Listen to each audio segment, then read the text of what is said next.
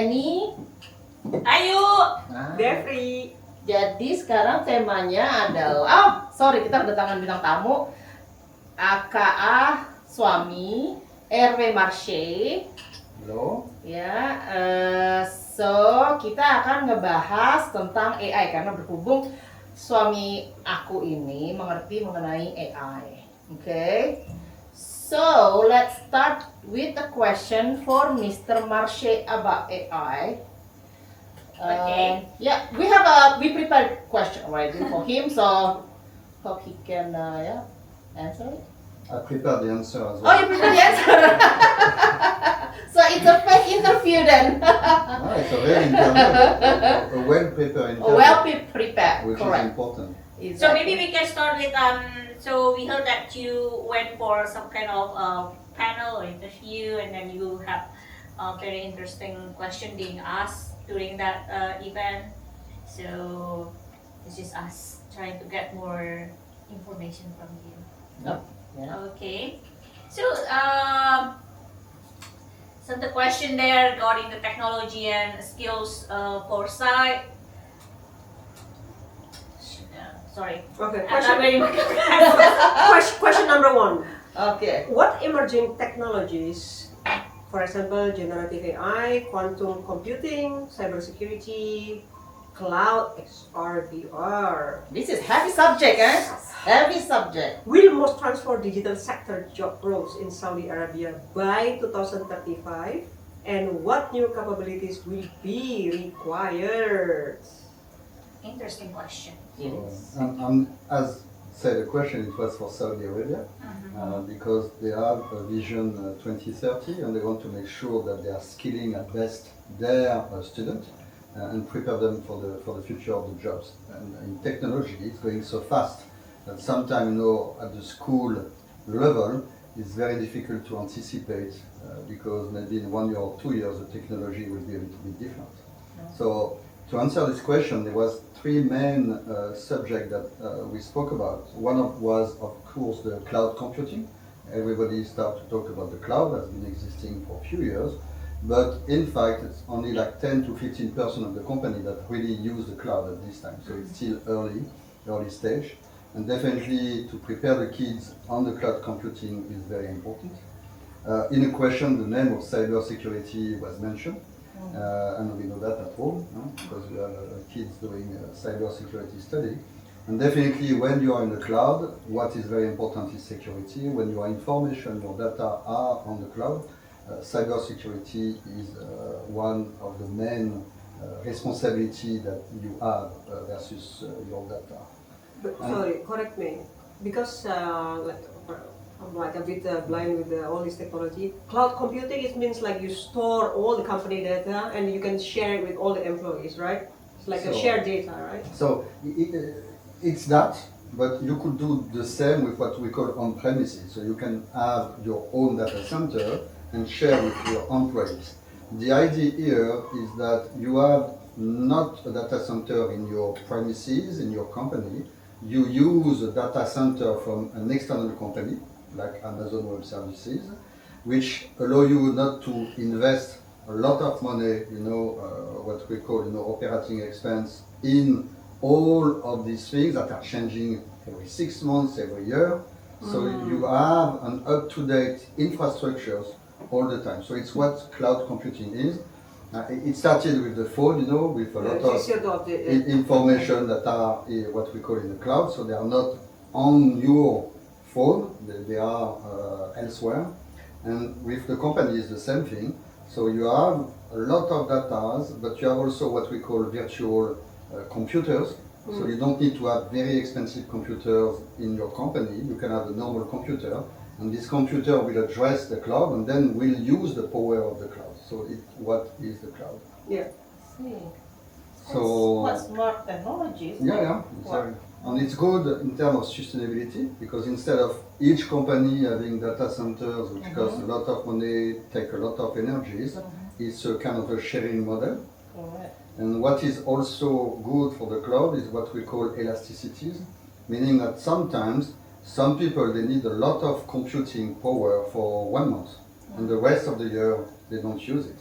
Yeah. So it's kind of a waste of time, energy. That's right. While with the cloud, it's pay as you go. So if you use it, you pay. If you don't use it, you don't pay. I see. So you can have a lot of power for 1 month or 2 months. You know, if I give the example, when there is, it's not a company, it's an association in UCAS in UK. UCAS is when you register for university in UK. And you register is during October, November, December, and a lot of millions of kids, you know, register to the university, put information, and the rest of the year is nothing. Yeah. And this association, they wanted to maximize their investments, making sure that they were not losing money, they don't have to maintain a data center, and they were one of the first ones to use the cloud, because they need it for 3 months. So they pay what they need for 3 months, and then for 9 months of the year, they have no expense, they don't spend any money. That's very good. But after that, does the company still have the access? Like it's like they have only like paying on it for 3 months, and then after the 3 months.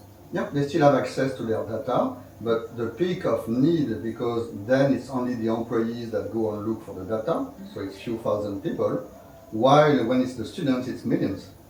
So that's what we call elasticity, and it's very beneficial for everybody. So after talking the cloud, you know, 1 month ago there was this World Economic Forum in Davos, you know, in Switzerland, and there was some interesting data that said that 40% increase of need of specialists of the cloud, 35% growth in data, because there is no AI without data, because the AI is really using the data to do it. And one of the big names, you know, we talk about AI, Gen AI, so the new big trend is what we call agentic AI, meaning building agents using AI that are going to do things instead of you. So I give you an example, and this one, let's say you want to go on vacation, and you can build a small agent, and this agent is going to look for you the best way to go to Bali, to Indonesia, to Jakarta, and you say, okay, I want to go between this date and this date, here are my budget, and what kind of idea of what I want to do. So to the extent can also build an itinerary for you. Exactly, it will build the itinerary for you, it will find the best place to stay, the best hotel, the best flight, give you options. So it's what we call an agent. In fact, it's a virtual person working for you. And the big trend of this one, at this time, is really agentic AI. It's a killing the job of PA then. And I see this Can, already yeah. on, I've seen this kind of like the new one, certain, you call it app or something, who can help you to build an itinerary if you want to go somewhere, and then like you put like how many days, what city is the one that you will be, and then boom, it will create like for the 4 days, let's say itinerary. You one day one go here, giving suggestion of places to eat. Wow. So it's kind of like you don't have to plan anymore. Because it's kind of like assisting you. The agent. You can even reserve the hotel for you. Yeah. Or reserve even. Even personal trainers, well, they might lost their job. They worry. I was just at the gym and they worry actually AI will take over their job. You can actually put in the app like I want my goal is to lose how many kilos. You put the data, and the AI will be like, you know, you do this, you do 1 hour cross train or treadmill or something. I little bit disagree on that one. In the sense, probably yes. Some people if they want to do it by themselves, but me personally, I need a real Human person. touch. I need a real person Yeah. because if not, then I'm just gonna be lazy. Yeah, for some people who can afford still the real personal trainer, then they might as well just do the personal trainer, the person. But then some people they don't care, they just want the guidance. I think it's going to transform a lot of jobs. Some job will disappear, you know. Some job that existed 50 years ago doesn't exist anymore. So that's kind of a reality every cycle of, you know, the economy. Give you an example. When AI arrived, you know, because the beginning of the AI was really to write. So it was really, I've got an idea, I've got a question, and write me the answer. So it was writing. And there is a job named copywriter. And copywriter, they were very concerned that they were going to lose their job. And in fact, the job transformed now. And the copywriter are more like a support function, and they can have more customer because with using AI themselves, they can do the job of 5 or 6 Instead of customers like at he the needs to same it by time. himself or Exactly. herself. So yeah, it certainly reduced the number of copywriters, but for the ones that are good and were in advance and using AI, it brings them much more business Exactly. and opportunities. And the key word in technology is adaptability. Right. You need Yeah. to adapt Yeah. to what's going on. That's right. And yeah, some few things, agriculture, I think versus 100 years ago, maybe this 1% or 5% of agriculture farmer only, versus it was 90% of the population 100 years ago. And everything is moving like that. Yeah. That's right. I think that is a very good keyword, adaptability, because it's really for us to adapt. Some people, I'm still that kind of a person. I'm in terms of technology, towards the conventional part, because I really like, oh my god, this is so difficult for me. But probably it's going to be easier for my life, in terms of doing the work or for something else. But yeah, this is really a good thing. Like you need to adapt. There's a say, that is not, in terms of species that survive, it's not the smarter, it's not the stronger, that's the species that adapt. And the dinosaurs were certainly the stronger animals at the time when they disappeared. They did not adapt to the new climate, they did No not space adapt for to, them to adapt. So that's the key one. In technology, if you don't adapt, if you don't, that's the next question about skilling. If you don't adapt yourself, you kind of disappear. True. So, what is the next question? Next question is, which digital profession will, this is one we already have covered. Some of the position profession that will disappear. Let's go to the next topic then, the education and the workforce transformation. How should, is that okay? Sure. How should the Saudi universities update curricula to digital ethics, hands-on advanced technology skills, and rapid reskilling pathways?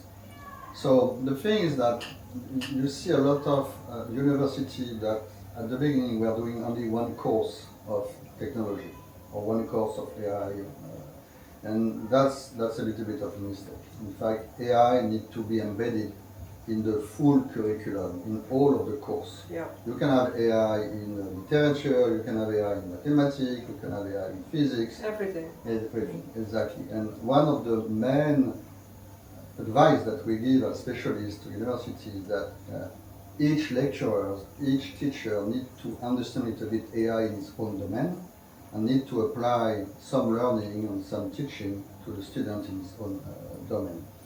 And there is a Stanford example where they use some of this PhD doing research and they send this PhD in each of the faculties. So the faculties of literature, they send one or two PhD to help the lecturers to start to enter some AI, some understanding of AI. And then the question is always about ethics. So how do I use AI but I don't lose my cognitive skills? That means I'm still thinking, I'm still using my brain to do things. And that's the ethics part.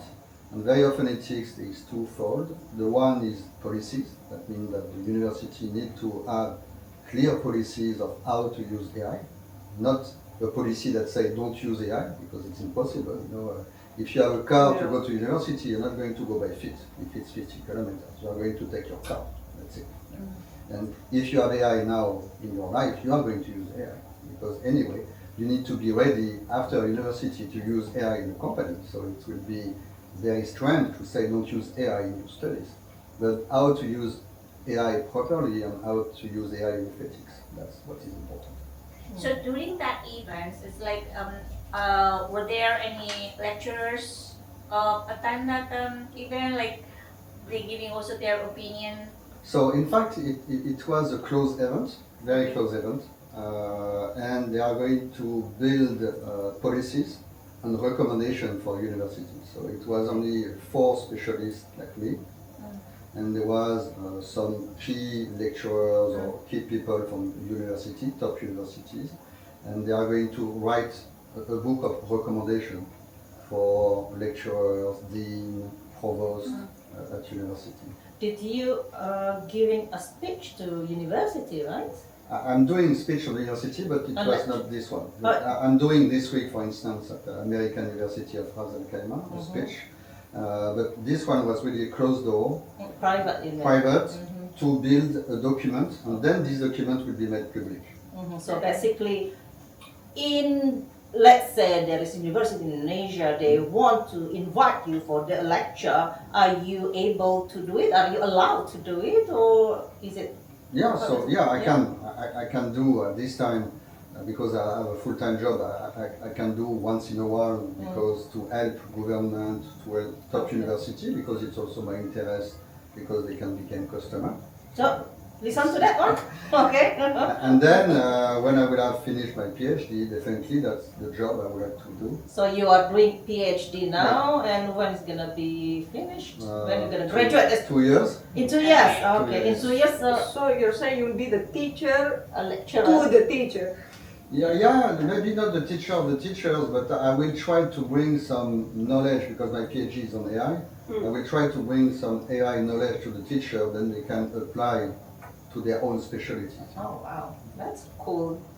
Yeah, Cool subject, huh? I'm imagining like myself as the dean in the university, you know, the students submit all the paperwork. How do I know like this is AI or not AI? Then it have to be like a speech, like practical. If they present their stuff and they know what they're talking about, then Yeah, that's difficult. Yeah. You know, that's difficult. I mean, like you right now studying for your PhD, how do you see it in your perspective, like as a student, to utilize AI to help you out with the study and to all these things, while maybe the lecturer or the whoever is that kind of like, no, we still want that the old-fashioned method where you have to do the analytical thinking by reading or whatever is that. So Yeah, you will always have to do it, but the way I use it mainly for me is that I have to read a lot of papers, a lot of documentation about AI. And very often, maybe 90% of the time, if you go random, what you read is useless for you. So you lose a lot of time. yeah. While if I do a good prompt explaining, why I need to read the article, what kind of information I need to read within the article, what are the keywords that I need to see in these articles, I can just create a prompt and it will bring me the articles I need to read. okay, so that's actually The the good one. analytical thinking, how it works. Like you put your prompts, your points, because without that one, nothing can be created anyway, right? Exactly. And then instead of reading 90% of useless articles, all of the articles are normally the one I need to read. And so I'm reading much more good articles, so I'm not losing time anymore. Yeah, they have it on YouTube. Like there is a YouTube video, 1 hour. You don't need to spend 1 hour to watch the whole video. They have You can do a summary, you The can summary, do yes. an extract. yeah. So instead of just watching 1 hour one YouTube video, you can watch like 10. Yeah. Oh wow. Yeah. Yeah, it's quite powerful. And then for the writing, the fact to write is very important. So very often I write myself first, my ideas. Then I use AI to compare with what the teacher or what we call a supervisor, because I'm already a PhD candidate. I'm not a PhD student anymore. So I already passed all of my exams. So I'm now at the stage of writing. And the writing, very often, you just need to compare a little bit what was the idea, and then it's going to give you, or maybe this order is not the good order, or maybe you're not clear enough, So that's also the way you do the prompt. I'm not doing a prompt and say, write for me this answering to this question, which is also my question, so I have to build the question. I'm going to say, okay, here are the way I answer to this question. How will you answer? But compare things. And then I have two ideas, so I can challenge myself with another way of writing it. And then I finalize by writing myself totally what I want to write. I think in no time there will be like a school to take money how to do the prompt properly, because prompt is like coding now. Yeah. You have it. You have it in the UAE. Yeah? It's called Mohammed bin No Zayed way. AI University. Oh. To And, teach us how to prompt properly. They teach you even more than that. They even teach you They do, the coding using using AI. They teach you how to do research using AI. They do part-time or? I don't know. It's Okay. I think they are many. Interesting. It's a very good project. They are 2 or 3 years old only. But Is it they kind are, of like a degree program or kind of like just a course? no. It's a postgraduate program. Postgraduate Yeah, program. Oh, interesting, huh? and they start to so it's a bachelor on MBA on PhD. Okay. I think that for the time it's not yet remote. It's you need to be there. But- I know that what you're thinking. But they will change that. Yeah, because I'm thinking if I want to continue study, better to study the thing that I'm interested in. Yeah, but they will change that. I'm sure that you will be able, maybe go once a week. And, Yeah, anyway, and we'll they check. started we'll good check. PhD, and I think they are going to start undergraduate soon. Oh, wow. That's cool. Yeah. That's gonna be. Because if I'm thinking like studying, continue for the study for management, well, I think it's with AI and also why not studying AI instead? Yeah, no, definitely. Yeah. That's cool. Interesting. Yeah. Okay. Next question. Okay. Maybe to the next topic, the productivity, inclusion, and resilience. Oh my God. I'm going to help you Okay, to no read. worries. So it's about productivity, inclusion, and resilience. Yeah. How can AI, data, and automation boost digital sector productivity, entrepreneurship, and global competitiveness while ensuring local talent inclusion? I don't even understand what's the question. Just. How can AI data boost digital sector productivity? So how AI can boost the productivity, Yeah, right? While still ensuring the human. yeah. Oh, finally I got it right. Yeah. So we need the answer now. Every. Okay. Yeah, maybe to expand the purpose of this question is that AI at the beginning was used for what we call productivity, meaning we were talking about copywriter. So instead of doing copyright for one customer, I can do the copyright of 5 customers. Yeah, we talked Okay, about that, yeah. during the same time. So Yeah. that's what is productivity. Mm. Then when you talk about productivity, it needs to be efficient. Meaning that, yeah, okay, you produce, but does it make results? Is it a good result? Is it efficient? Yeah. So very often the first purpose of AI was this productivity and efficiency. But then when you start to be a lot about productivity and efficiency, then you a little bit forget about the people. Hence your question, at the beginning, Yeah. some jobs are going to disappear, some young people will have no job because they are not ready, some old people, it's too late. They think it's too late because it's never too late to learn about AI. So you put people on the side. Hence the question about inclusion. Because at the end of the day, for society, education is very important and give a job and give a purpose to the people. We still want people to work. Exactly. So this inclusion is very important. And it's funny because that's one of the main topics of my PhD. So when they asked me this question, I was very happy. Because I say, yeah, the productivity is easy. The efficiency is not easy, but it's some subject that you can work on it. But keeping the people, keeping everybody included in this kind of AI revolution is much more difficult. Yeah. And definitely there's some work that has been doing. Of course, skilling people, reskilling people. So maybe the generation before me, they went to school up to 22, and then they work all of their life. Even my generation, and I'm not young anymore, we have to go back to do exec MBA, we have to go back to learn again, because it was finished the time that you have one job for life. I was in the generation you have 2 or 3 jobs. Our kids will have 6, 7, 10 jobs during their life. And you cannot learn it when you are 20 and you become 45 and you have a totally new job. You need to learn. And the skilling is very important. And then it's how to use AI to skill you better. And you mentioned it a little bit. If I need to watch, 100 hours of video, and I don't have the time because I'm working at the same time, how AI can reduce this 100 hours to maybe 10 hours. Yeah. Because exactly I need for this one, I need specificity, I don't have time, I'm working, and you have now AI doing like summary, doing abstract of big videos, and you say, I've got 10 minutes during my transport, I've got 30 minutes and versus the prompt, and it will give you the summary exactly the time you have. And that's definitely part of the answer to this question, is that skilling is very important.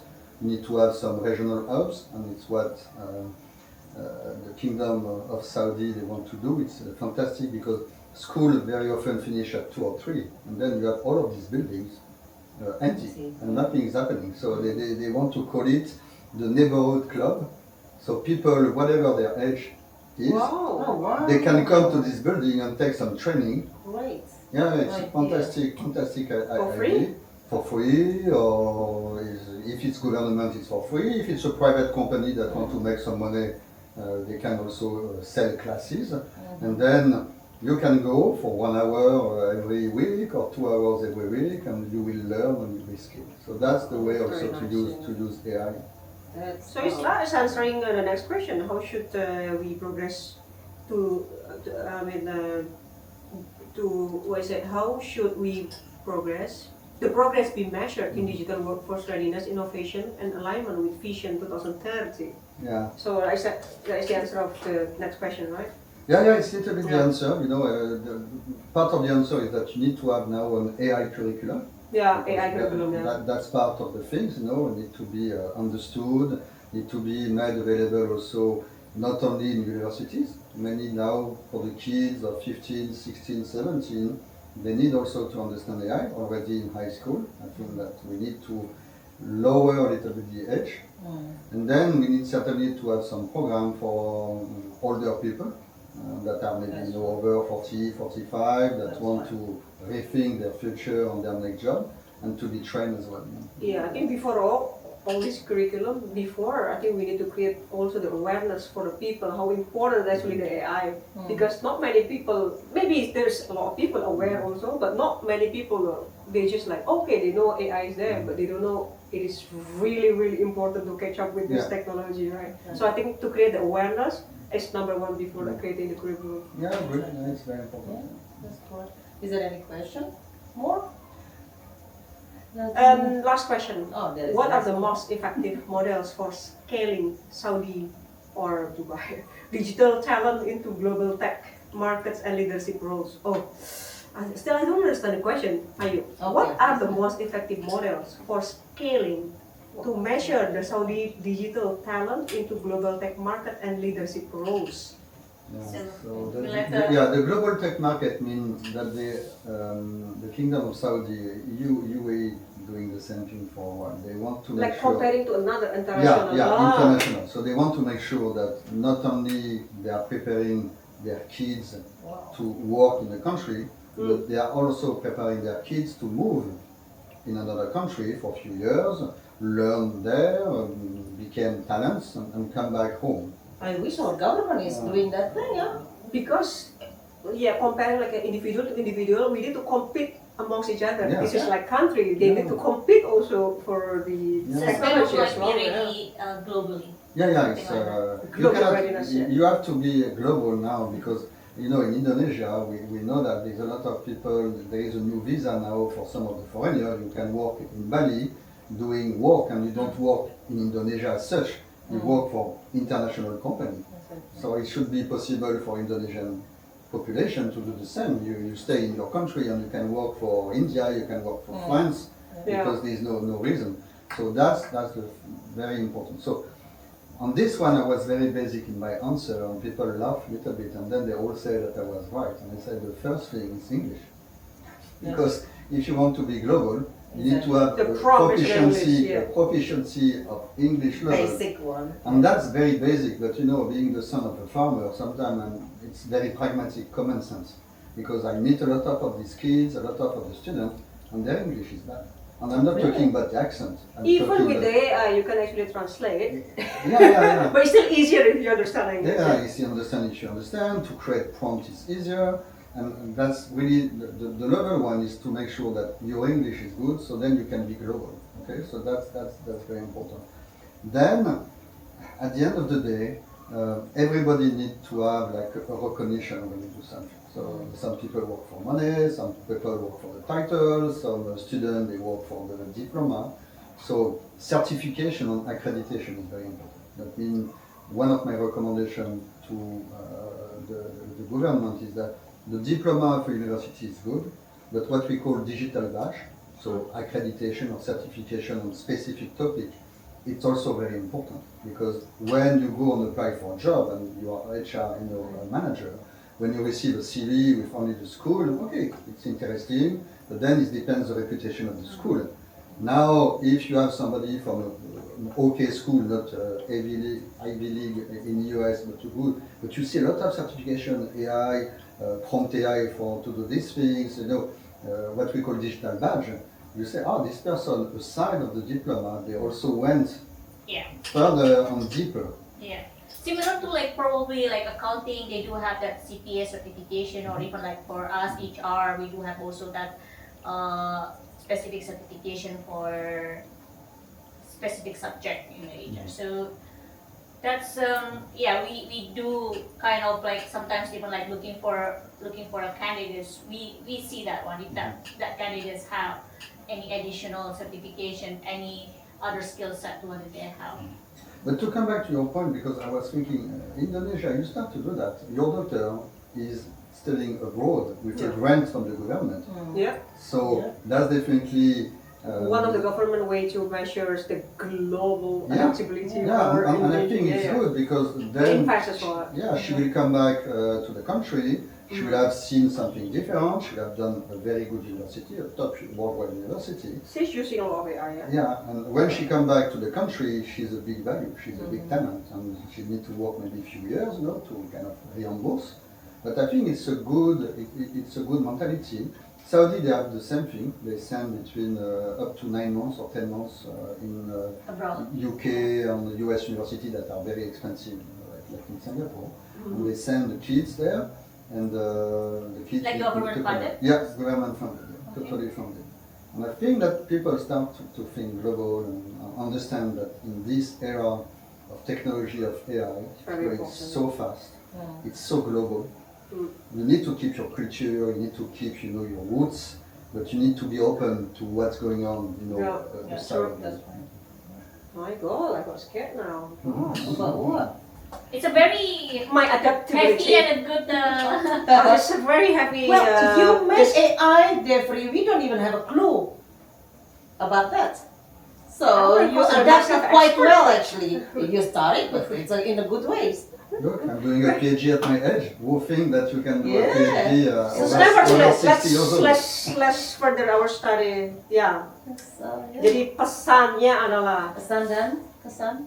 belajar bahasa Inggris. Satu. Ya kan? Satu tuh. Kedua, belajar Selalu AI. belajar, maksudnya jangan selalu belajar. ya. Iya. Learning is always good. Maksudnya jangan pernah nyerah lah kalau yang namanya selalu belajar. Iya. Do you have any input? I mean, you've been to Indonesia, you love Indonesia, you love Indonesia, you wanna have a house in Indonesia. Do you have any input for, you know exactly, about Indonesia. Do you have any input that maybe what we can change about education not education, but this topic for Indonesia, that we can use it? I think it's always difficult because, not being citizen, not being, I'm always very respectful, Yeah. there is the culture. What I've seen often in Indonesia it's a big country, big population. And Indonesia can be totally independent. Indonesia doesn't need another country. Exactly. And sometimes that's a little bit the limit, is that when you are independent, totally independent, your economy is big, you have a big population, you can be economically, totally independent, energy totally independent. We have everything, yeah? Sometimes you don't open enough to your neighbors or to the rest. And I think that it's just a little sparkle, because people are certainly ready for that, people are intelligent, people are nice, people are smart, it's very good universities in Indonesia. The proof here is that kids doing study in Indonesia, they can be accepted in the top worldwide university. Like her daughter? Yeah, exactly. So that means something. And it's just, maybe, how can I say that, as a French, we have also some bad side. You're a little bit laid back. That's Okay. what we are. Life, Don't worry, you can say it. We know that. life is nice. Which is Yes. true. Which Yeah. is true. It is. It's a fact. I actually just opened my eyes just now. And This is stuff. that's the extra miles, you know, are you ready Yeah. to go to the extra miles? Because the country is strong, you don't need it. You can live the way you live. So when you don't need something, sometimes you don't go for it. Yeah. Now, True. if people tell you, you know what, you can even, maybe to answer your question, good is an enemy of great. So when you are good, You're sometimes in the comfort zone. yeah, so you don't want to be great. That's What is the purpose? That's what- You're That's good true. enough. I wish I heard this advice like what 18 years ago. If I heard this advice 18 years Tell me, ago, Jeffrey, you forgot. I think you forgot it. don't take the credit. Wow, I have to definitely. So I hope it answered your question. Yes, yes. very much, So, yes. yeah, thank you so much for this interview. It's quite heavy subject. Yes. Don't have. Mudah-mudahan ya. Ya, mudah-mudahan. Jangan Ya. bosan, maksudnya kan ini pengetahuan. Pengetahuan, exactly. Pengetahuan. Motivasi untuk belajar. Motivasi dan Aku pengetahuan. juga nih harus Oke. mengejar dan mengejar. Oke, sip kalau gitu. Thank you ya. Terima kasih. Thank you.